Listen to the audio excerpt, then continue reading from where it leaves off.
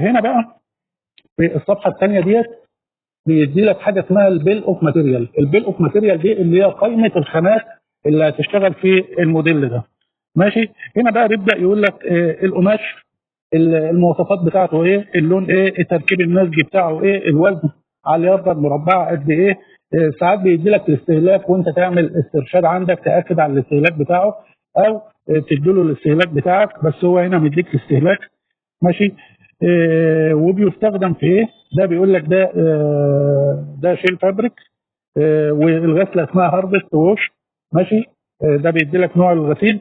طيب تاني حاجه بيدي لك مواصفات البطانه. البطانه دي اللي هي بطانه الجيوب، بطانه الجيوب اللي هي بتستخدم في الجيب. مديك برضو المواصفات بتاعتها بالظبط، والتركيب النسجي بتاعها والكلام ده كله.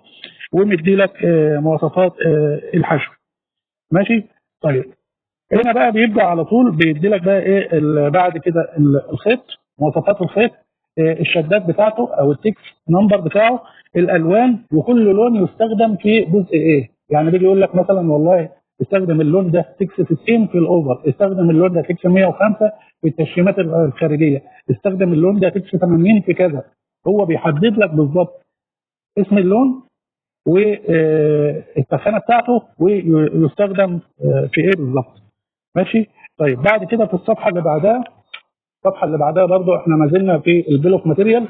ماشي. يبقى انت هنا في جدول التسعير بتكتب القماش، وفي عندك الديسكريبشن، بتكتب الديسكريبشن بتاعه، المواصفات، والكونسامشن بير يونت اللي هو استهلاك البنطلون الواحد، والسعر بتاع القماش. سعر القماش هو بيبقى مديهولك في الايميل تسعر على كام، او لو مش مديهولك هو بيبقى مديلك النومينيتد سبلاير اللي انت هتورد منه في حاله لما تاخد الاوردر ده، لان انت بتمشي على النومينيتد سبلاير اللي العميل بيديها لك، بحيث ان انت ايه تبقى مسؤول عن تصنيع المنتج بتاعك بس، ما تبقاش مسؤول عن، يعني مش انت اللي بتختار مورد القماش.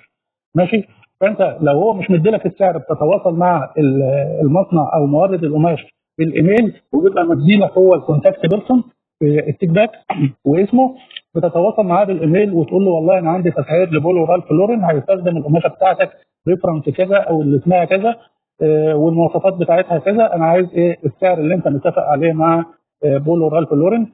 فبيدي لك السعر فبتاخده تستخدمه في التسعير بتاعك. يبقى انت عندك حالتين، يا اما هو مديك السعر يا اما هو مش مديك السعر بس مديك الكونتاكت ديتيلز.